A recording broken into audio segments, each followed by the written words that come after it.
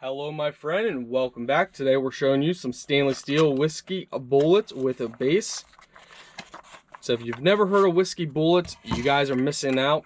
And obviously the name is whiskey bullets, but you can use it with all drinks. And basically what this is, you don't have to use ice cubes.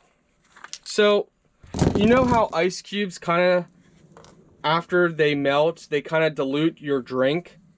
Well, why would you dilute your drink when you could have these whiskey bullets? They're designed like bullets. They got liquid inside. They are completely sealed. And all you have to do is put these in the freezer or the fridge. But you can put them in the freezer or fridge. And then when you have a drink, you just drop 1, 2, or however many you want inside your drink. Make sure you wash these first, of course. But you drop one of these after they've been in the refrigerator for a long time or the freezer for a couple hours. You drop this in your drink and it keeps your drink cold without diluting your actual drink. So no more are you guys having drinks where,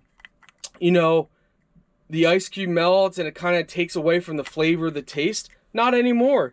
Drop 1 or 2 of these bad boys in there and you're set. No more ice cubes.